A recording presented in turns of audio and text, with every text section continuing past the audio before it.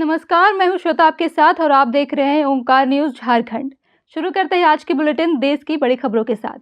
प्रधानमंत्री नरेंद्र मोदी ने शनिवार को मालदीव के 60वें स्वतंत्रता दिवस पर समारोह में मुख्य अतिथि के रूप में भाग लिया।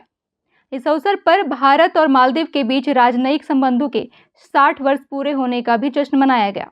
2 दिवसीय दौरे के अंतिम दिन प्रधानमंत्री मोदी ने मालदीव के शीर्ष नेतृत्व से मुलाकात की और भारतीय समुदाय से भी संवाद किया।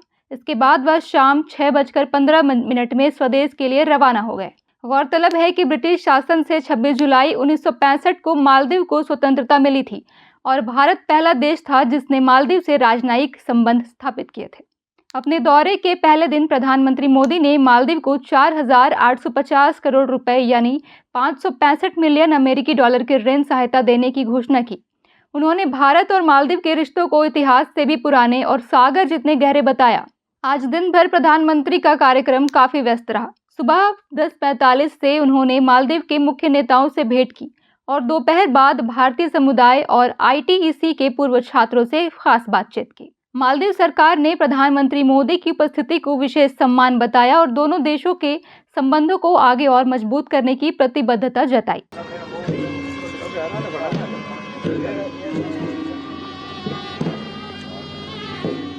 अगली खबर उत्तर बंगाल से, जहां नगराकाटक में एक आम के पेड़ पर 13 फुट लंबा जहरीला किंग कोबरा दिखाई दिया, जिससे इलाके में हड़कंप मच गया। घटना चांगमारी चाय बागान की है, जहां यह विशाल सांप पेड़ के तने से लिपटा हुआ था। मौके पर मौजूद मजदूरों ने तुरंत वन विभाग को सूचना दी। इसके बाद सुलकापाड़ा से 2 सर्प प्रेमी संबल बिस्वास और फरीदुल हक मौके पर पहुंचे। दोनों ने करीब 20 फीट ऊंचे पेड़ पर चढ़कर काफी सावधानी से सांप को सुरक्षित नीचे उतारा। रेस्क्यू के बाद इस किंग कोबरा को उसी रात जंगल में सुरक्षित रूप से छोड़ दिया गया।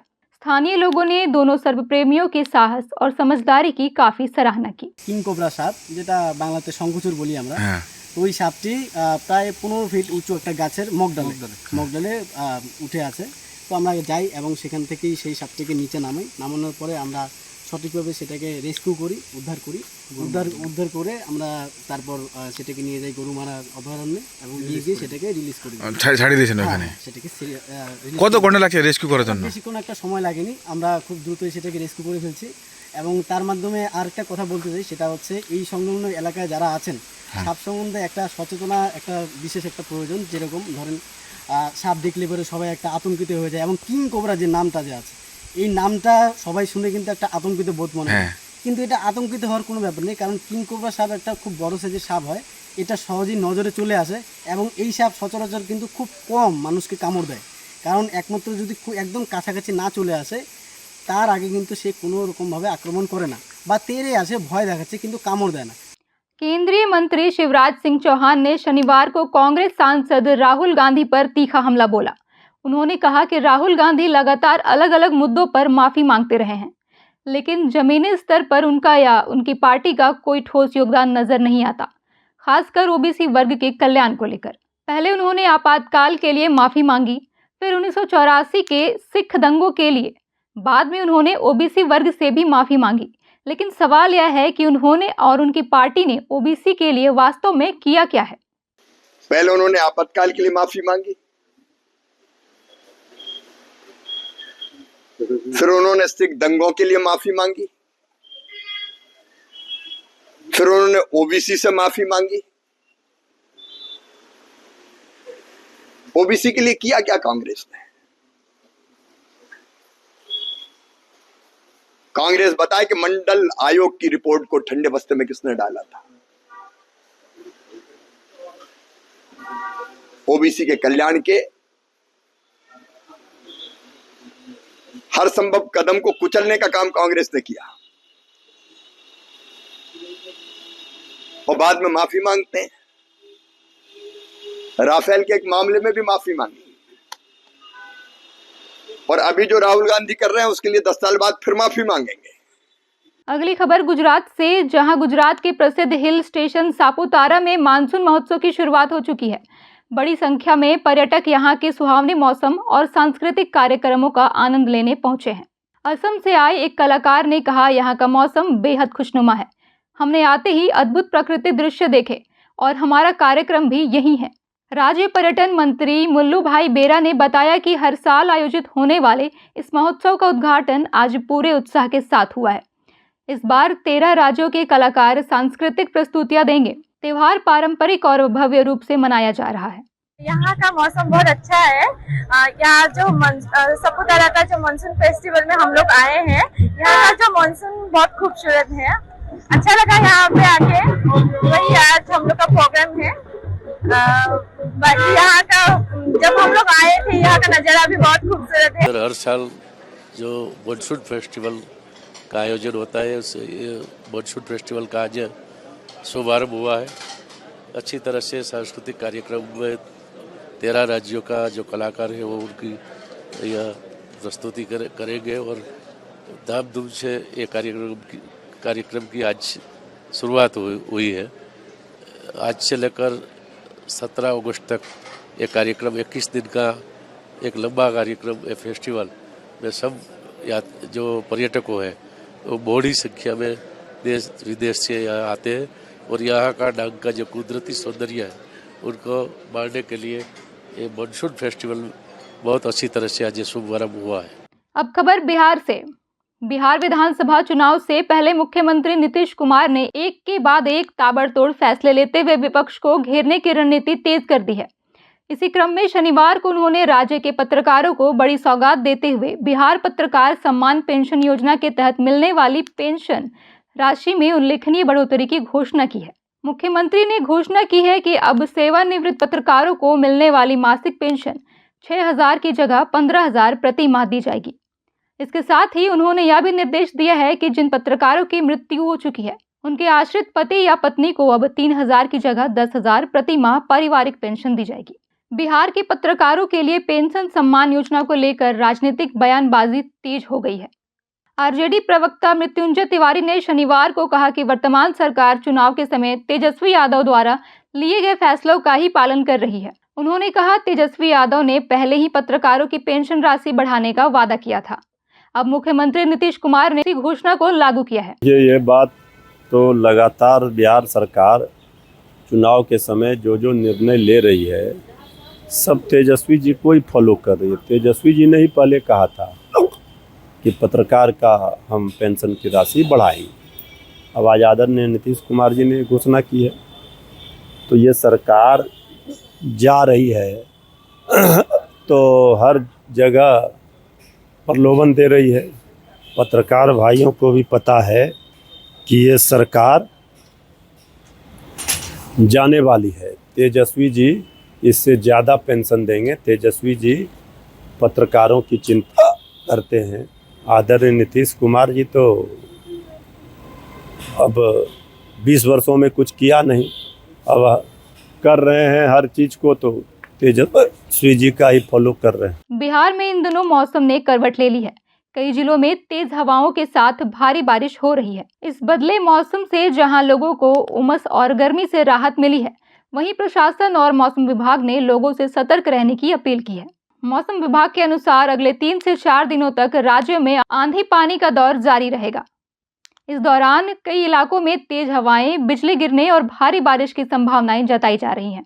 शुक्रवार को राजधानी पटना सहित कई जिलों में झमाझम बारिश देखने को मिली, जिससे कई इलाकों में जल जमाव जैसी स्थिति बन गई है। हवा की रफ्तार 40 से 60 किलोमीटर प्रति घंटे तक पहुंची, जिससे पेड़ गिरने और बिजली गुल होने जैसी समस्याएं सामने आई हैं। पटना में 26वें कारगिल विजय दिवस पर एसएसबी के जवानों ने शहीद किशोर कुणाल को श्रद्धांजलि अर्पित की। शहीद के पिता जगदीश ठाकुर ने कहा, देशभक्ति सबसे बड़ी पुण्य भावना है। हर किसी को अपने कर्तव्यों का ईमानदारी से निर्वहन करना चाहिए। एसएसबी के आईजी निश्चित कुमार उज्ज्वल ने कहा, हम सबको, खासकर युवाओं को शहीदों के बलिदान को भी कभी नहीं भूलना चाहिए। उन्होंने देशभक्ति की भावना को हमेशा जीवित रखने की अपील की। चाहते हैं कि देशभक्ति सबसे बड़ी चीज़ है और इसके लिए अपने कर्तव्य का निर्वहन पूरी श्रद्धा, निष्ठा और ईमानदारी से करें। कहीं भी रहें, देश के लिए ही समर्पित हों। देश सब है, देश से बड़ा कुछ नहीं है, देश के बाद कुछ है। तो हम सबसे आग्रह करते हैं कि इस पूरे अवसर को देखते हुए आगे की जो ये जो की भावना है, उन्नत भावना हो, ताकि सबको शांति मिले, सुख मिले, समृद्धि मिले और खासकर पर्यावरण के लिए समर्पित रहें। कुछ समय समय दें, घर में चाहे कहीं भी हो वो कुछ फूल पौधे लगा करके घर को उजाड़ कर हरियाली से संतृप्त करें, यही मेरी आशा है। पूरे देश और खासकर नौजवानों से मैं आग्रह करूंगा कि जो जवानों ने जो बलिदान दिया है, पर्टिकुलरली हमारे किशोर कुणाल जी, उसको हम याद रखें और देशभक्ति की भावना को हम कभी पीछे न जाने दें। हमेशा सर्वप्रथम देश है हमारा। अब खबर झारखंड से। चास बोकारो से शनिवार को 7,000 डाक बम का जत्था बाबा वैद्यनाथ धाम देवघर के लिए रवाना हुआ। डाक बम सेवा समिति की देखरेख में हर साल निकाले जाने वाले इस जत्थे की यह 43वीं यात्रा है।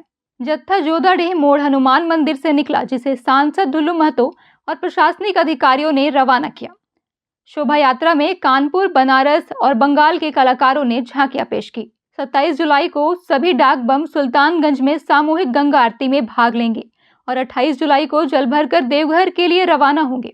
रास्ते भर सेवा शिविर लगाए जाएंगे, जहां 200 शिव भक्त सेवा देंगे। डाक बम सेवा समिति के द्वारा हर वर्ष की तरह इस वर्ष भी 700 डाक बम सेवा दल और सहयोगी के साथ हम लोग कल यहाँ संकट मोचन हनुमान मंदिर चास से रवाना होंगे।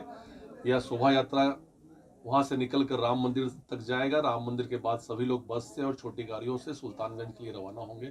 बड़ा ही आकर्षक मनमोहक झांकी शोभा यात्रा में रहेगा और हम लोगों का सुल्तानगंज में गंगा आरती बड़ा भव्य रूप से होता है, वो होगा। वहाँ से हम लोग 12 कैंप करेंगे, 12 सेवा कैंप रहेगा। हर सेवा कैंप में कम से कम 15 लोग 20 लोग रहेंगे। एक लड़का अपना एक कैंप करने के बाद पूरा टीम उठ के फिर दूसरे कैंप को सहयोग करेंगे। ऐसे करके 12 कैंप है और गंगा जल उठाकर मनोकामना लिंग बैद्यनाथ बाबा को हम लोग जल अर्पण करेंगे। और अगली खबर जमशेदपुर से। लगातार बारिश के कारण जमशेदपुर के बागबेड़ा की नया बस्ती में बाढ़ का पानी घुस गया है। अब तक 100 से ज्यादा घर प्रभावित, 50 से अधिक पूरी तरह जलमग्न हो चुके हैं। प्रशासन ने राहत बचाव कार्य शुरू किया है और 5 जगहों को राहत केंद्र बनाया गया है। लोगों से सुरक्षित स्थानों पर जाने की अपील भी की गई है। क्या गई अचानक से बढ़ गया है, बहुत सा हम लोगों की दुकान में घुस गया है पूरा पानी। सीमेंट उमिट सब हम लोगों का सब जितना सामान है सब पीछे पूरा खराब हो गया है, रड सब जल लग गया है। क्या पहले से कुछ सूचना नहीं था कि पानी में बढ़ेगा? नहीं, ऐसा तो कुछ नहीं था। एक बैग बढ़ा है, पानी बढ़ के पूरा ये हो गया है। हम लोग को मौका ही नहीं मिला कुछ खाली करने का, पूरा हम लोग का सामान पूरा खराब हो गया है। राजधानी रांची से एक बड़ी खबर सामने आई है। CMPDI कॉलोनी में गहना चोरी करने के मामले का पुलिस ने खुलासा कर दिया है। 7 मई को दर्ज हुई थी चोरी की ये रिपोर्ट और अब करीब 2.5 महीने के बाद पुलिस ने 2 आरोपियों को गिरफ्तार कर लिया है। जब अकाउंट स्टेटमेंट को एनालाइज किया गया तो लगा कि कुछ सस्पिशियस ट्रांजैक्शन है। उस ट्रांजैक्शन को पुलिस जब खंगालने लगी तो अल्टीमेटली पता चला कि जिस पर संदेह था वह भी CMPDI की स्टाफ है। उसने चोरी की। चोरी में कुछ जेवर उसने कुरियर से हैदराबाद भेजा। हैदराबाद के एक आदमी को उस जेवर के आधार पर लोन दिलवाया और उस लोन का पैसा वापस भी ट्रांसफ़र आया। और वह लोन का भी जो पैसा ट्रांसफ़र हुआ वो भी 4-5 चैनल थे। वो जो है मोटा आनंद ने लोन लिया मुथूट फाइनेंस में, गोल्ड लोन। मोटा आनंद के खाते से वो कृष्णा बहादुर खाते में गया, कृष्णा बहादुर से कृष्ण थापा के खाते में गया, वहाँ से फिर रितेश टोपो वह भी CMPDI के साथ उसके खाते में गया और तब अल्टीमेटली जो चोरी की थी उसके खाते में गया। तो बहुत ही मेहनत करके इन लोगों ने फिर इस जेवर का फर्जी बिल नेपाल में बनाया गया। इन सारे बिंदुओं का पुलिस ने जो है इन्वेस्टिगेशन किया और सबसे बड़ी बात यह है कि 328 ग्राम सोने की चोरी हुई थी, सारा का सोना बरामद हो गया। ऑल टू ऑल गिरफ्तारी सर किनकी है? गिरफ्तारी अभी तक जो हुई है वो कविता शर्मा जिसने चोरी की थी और उसके हस्बैंड विकास बहादुर, इसके दूसरे हस्बैंड हैं, ये अनुकंपा पे नौकरी करती है CMPDI में कविता शर्मा, और ये शेफ है हैदराबाद में। वहीं राजधानी रांची के कांके इलाके क्षेत्र में एक नाबालिग पर कुछ मनचलों ने पेट्रोल फेंक दिया। घटना आज दोपहर की है। लड़की इस वक्त अस्पताल में डॉक्टरों की निगरानी में है। रांची SSP ने मीडिया को पूरी घटना की जानकारी दी। देखिए, शुरू में ये बातें आई, लेकिन बाद में जब उसको डॉक्टर के पास एडमिट कराया गया तो पता चला कि कोई एसिड अटैक नहीं हुआ है। कुछ केरोसिन या पेट्रोल तरह का कोई चीज़ था जो छिड़का गया था और अब भी लड़की आउट ऑफ डेंजर है, कोई मेजर इंजरी नहीं है और डॉक्टर ने बताया कि कल तक वो बिल्कुल ठीक हो जाएगी। इन्वेस्टिगेशन हम लोग कर रहे हैं अभी, चूँकि लड़की का ट्रीटमेंट प्राइमरी कंसर्न था तो लड़की को तुरंत हॉस्पिटल ले जाया गया।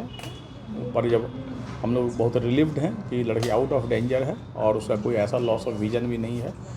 अगली खबर जामताड़ा जिले से, जहां प्रसिद्ध श्याम बाबा मंदिर में एक बार फिर से चोरी की बड़ी वारदात देखने को मिल रही है। देर रात 12 बजे के करीब चोरों ने मंदिर के गर्भगृह में घुसकर करीब 10 लाख के चांदी के आभूषण और 40,000 नगद दान पेटी से चुरा ले गए। घटना की जानकारी सुबह पुजारी ने दी, जिसके बाद एसडीपीओ विकास आनंद और एसपी राजकुमार मेहता मौके पर पहुंचे। फिंगरप्रिंट एक्सपर्ट की टीम जांच में जुटी है। एसपी ने माना कि खराब सीसीटीवी और गश्ती में लापरवाही के कारण चोरों को मौका मिल गया। मंदिर कमेटी और स्थानीय व्यापार मंडल ने इस घटना पर नाराजगी जताई है और जल्द खुलासे की मांग भी की है। ये चोरी की घटना श्याम मंदिर में ये दूसरी चोरी की बड़ी की घटना है और अब ये प्रशासन के लिए चुनौतीपूर्ण कार्य है कि इस बड़ी चोरी की घटना में उद्भेदन करे और चोरों को पकड़े, क्योंकि ये मंदिर में जो चोरी की घटना हुई है ये बहुत बड़ी चोरी की घटना हुई है। इसमें क्या क्या चोरी हुआ है? ऐसे तीनों मंदिर के इसमें चमर छतर गया है, बाबा का मुकुट गया है, बाबा का गले का हार गया है, चांदी के काफ़ी सामान चले गए हैं। हमारा यहाँ पर जो दान पत्र पेटी है उसमें भी दान पत्र में काफ़ी मात्रा में पैसे थे, वो भी चोरों ने उड़ा करके ले गए। इस घटना को करने वाले जो व्यक्ति हैं उसके क्या मोटिव रहा है और क्या इसका उद्देश्य है, किन किन लोगों की संलिप्तता है, इस संदर्भ में पुलिस पूरी छानबीन करेगी। और निश्चित तौर पर अभी चूँकि बारिश का समय है, इसका फ़ायदा इनके द्वारा उठाया गया है, लेकिन साथ ही साथ जो पेट्रोलिंग गश्ती है हमारी है उस पर भी क्वेश्चन मार्क उठता है, उनकी भी क्या भूमिका रही ये भी मेरे जांच के बिंदु पे रहेगा। साथ ही चूँकि सीसीटीवी यहाँ का ख़राब है, कहीं ना कहीं किसी तरह की ये जानकारी भी उनको तुम तक हुआ होगा, लेकिन जो पुलिस की सभी विधि है उस विधि का प्रयोग करके हम लोग इस कांड का खुलासा हम लोग जल्दी करेंगे। अगली खबर चाईबासा से। मुफस्सिल थाना पुलिस ने शारदा गांव के पास नेशनल हाईवे 75 से हथियार के साथ 2 आरोपियों को गिरफ्तार किया है। इसी मामले में एक और व्यक्ति को गिरफ्तार किया गया है। उसके पास से एक देसी पिस्टल और 2 जिंदा कारतूस बरामद हुआ है। गिरफ्तार अपराधी का नाम शंकर बीरवा है। वह मंझारी थाना क्षेत्र के बड़ालगढ़ा का रहने वाला है और मुफस्सिल थाना क्षेत्र के तांबू पोदरा चौक के पास किराए के मकान में रह रहा था। चाईबासा एसडीपीओ बहामन टूटी ने बताया कि शारदा गांव के पास जिन दोनों अपराधियों को गिरफ्तार किया गया था, उनसे पूछताछ के बाद पता चला कि उन्होंने शंकर बीरवा से हथियार खरीदा था। इस मॉडल का देसी पिस्टल शंकर के पास से जीत भी बरामद हुआ है। गिरफ्तार आरोपी शंकर बीरवा को न्यायिक हिरासत में भेजा जा रहा है। 2 अभियुक्तों को गिरफ्तार किया गया था, जिसमें एक बुदला लंगरिया था।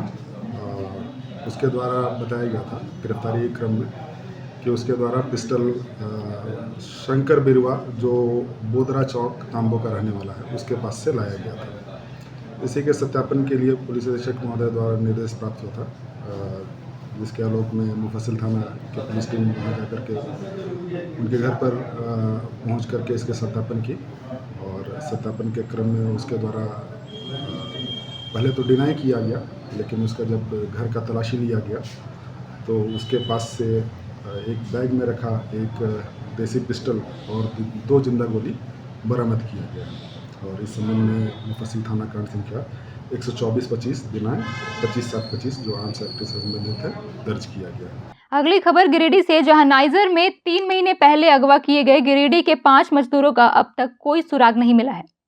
25 अप्रैल को हथियारबंद हमले के बाद इन मजदूरों को अगवा कर लिया गया था। वहीं हाल ही में हुई दूसरी घटना में बोकारो के गणेश करमाली और यूपी के कृष्णा गुप्ता समेत 7 लोगों की हत्या कर दी गई थी। प्रवासी मजदूर संगठन ने भारत सरकार से अपहृतों की सुरक्षित वापसी और मृतकों के पार्थिव शरीर जल्द लाने की मांग की है। सरायकेला से बड़ी खबर सामने आ रही है, जहां खरसावा थाना क्षेत्र के दलाई कला के पास स्थित चेक डैम में नहाने के दौरान एक ही गांव के 4 युवकों की डूबने से मौत हो गई। सभी युवक दलाई कला गांव के निवासी बताए जा रहे हैं। मृतकों की पहचान गौरव मंडल, हरिवास दास, सुनील साहू और मनोज साहू के रूप में हुई है। घटना शनिवार सुबह करीब 9 बजे की है। जानकारी के मुताबिक गांव के कुल 6 युवक चेक डैम में नहाने पहुंचे थे। इनमें से 4 युवकों ने पानी में छलांग लगाई, जबकि 2 युवक बाहर ही खड़े थे। बताया जा रहा है कि छलांग लगाते समय युवकों का सिर पानी के अंदर मौजूद किसी पत्थर से टकरा गया था, जिससे वे बेहोश होकर पानी में डूब गए और बाहर नहीं निकल पाए। घटना के बाद से गांव में शोक और मातम का माहौल है। परिजनों का रो रो कर बुरा हाल हो गया है। चारों शवों को बाहर निकाल लिया गया है। पुलिस प्रशासन मौके पर पहुंचकर पूरे मामले की जांच कर रही है। शवों को पोस्टमार्टम के लिए भेजा गया है। प्रशासन द्वारा आवश्यक कानूनी प्रक्रियाएं पूरी की जा रही हैं। दलाई केला चेक डैम में 4 युवक नहाने के दौरान पानी में डूबने से उनकी मृत्यु हो गई है। उनकी पहचान स्थापित कर दी गई है, जिसे सदर अस्पताल पोस्टमार्टम के लिए लाया गया है और अब तक कार्रवाई की जा रही है। अब खबर फिल्मी दुनिया से। मोहित सूरी के निर्देशन में बनी फिल्म सैयारा ने रिलीज के साथ ही सिनेमाघरों में तहलका मचा दिया है। 18 जुलाई को रिलीज हुई रोमांटिक ड्रामा फिल्म ने अब तक की कुल कमाई 191.21 करोड़ की कमाई कर ली है। फिल्म ने पहले दिन 21.5 करोड़ और पहले हफ्ते में 172.75 करोड़ का कलेक्शन किया। दूसरे शुक्रवार को 18 करोड़ की कमाई दर्ज की गई और वीकेंड में और उछाल की उम्मीदें हैं। इस फिल्म से आहान पांडे और अनीता पड्डा ने बॉलीवुड में डेब्यू किया है। 45 करोड़ के बजट में बनी इस फिल्म को युवा दर्शकों से जबरदस्त रिस्पांस मिल रहा है। म्यूजिक, रोमांस और इमोशनल स्टोरी लाइन को खूब सराहा जा रहा है। अब खबर खेल जगत से। इंग्लैंड के खिलाफ टेस्ट सीरीज में भारत की गेंदबाजी संघर्ष करती दिखी, जब टीम ने 10 साल बाद एशिया और वेस्ट इंडीज के बाहर 500 से ज्यादा रन लुटाए। गेंदबाजी कोच मॉर्ने मॉर्कल ने कहा कि टीम चयन में बल्लेबाजी को प्राथमिकता दी गई ताकि स्कोर बोर्ड पर 400 से ज्यादा रन बन सके। कुलदीप यादव को मौका न मिलने पर उन्होंने बताया कि टीम संतुलन बनाना मुश्किल है। मोर्कल ने गेंदबाजों की घटती रफ्तार और ऊर्जा को चिंता का विषय बताया और कहा कि फ्लैट विकेट पर अधिक ऊर्जा जरूरी होती है। अंशुल कंबोज को लंबे स्पेल के लिए चुना गया है। शार्दुल ठाकुर को कम गेंदबाजी मिली क्योंकि तेज गेंदबाजों पर ज्यादा भरोसा था, जबकि वॉशिंगटन सुंदर को देर से मौका मिला और उन्होंने 2 विकेट लिए। मोर्कल ने कहा कि टीम ने अब तक अच्छे प्रदर्शन किए हैं, खासकर लॉर्ड्स और एजबेस्टन टेस्ट में। आज के बुलेटिन में बस इतना ही। मैं श्वेता लेती हूँ आपसे इजाजत। धन्यवाद।